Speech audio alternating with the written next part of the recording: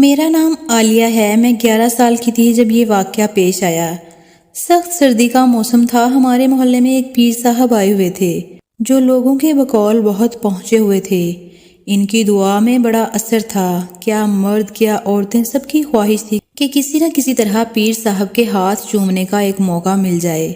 پیر صاحب روزانہ رات کو محلے کے کسی ایک گھر میں قیام کرتے اور وہ گھر والے خود کو خوش قسمت سمجھتے تھے۔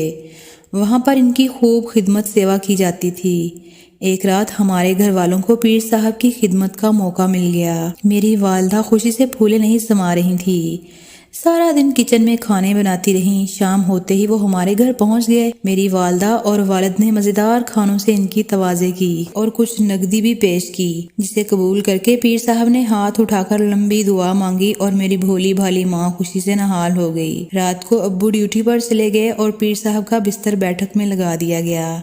جب سونے کا وقت آیا تو پیر صاحب نے میری امی سے کہا کہ سونے سے قبل مجھے ٹانگیں دبوانے کی عادت ہے، ورنہ مجھے نیند نہیں آتی۔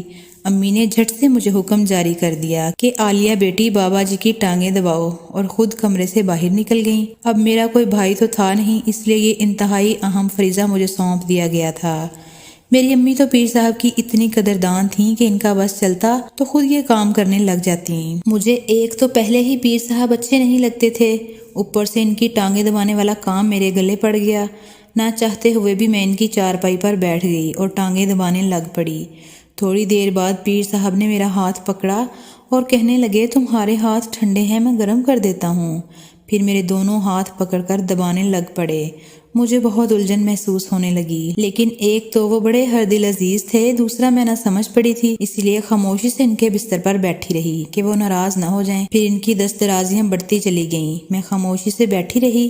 کوئی 1 گھنٹہ وہ میرے جسم کے ساتھ چھیڑ چھاڑ کرتے رہے۔ جب ان کا دل بھر گیا تو مجھے کہنے لگے کہ اب جا کر سو جاؤ، باقی کل رات دبانا۔ یہ سن کر میں پریشان ہو گئی کہ یہ سب کچھ کل بھی کرنا پڑے گا۔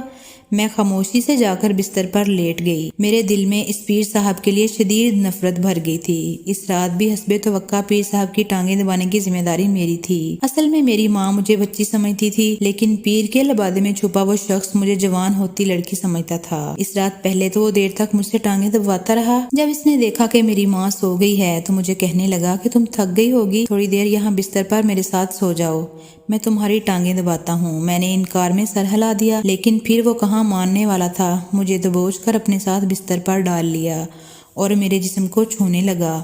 میں سمجھ گئی کل تو بچ گئی تھی، آج بچنا مشکل ہے۔ مجھے اپنی ماں پر غصہ آ رہا تھا جو مجھے اس بھیڑیے کے حوالے کر کے خود مزے سے دوسرے کمرے میں سو رہی تھیں۔ میں نے بھاگنے کا سوچا، لیکن اس شیطان کی گرفت کے آگے میں خود کو ایسی چڑیا سمجھ رہی تھی جس کو کسی طاقتور باز نے دبوچ رکھا ہو۔ کمرے میں مدھم سی لائٹ چل رہی تھی، اچانک وہ بھی بجھ گئی۔ شاید بجلی بند ہو گئی تھی۔ میں بے بس ہو کر اپنی بربادی کا تماشا دیکھنے لگی۔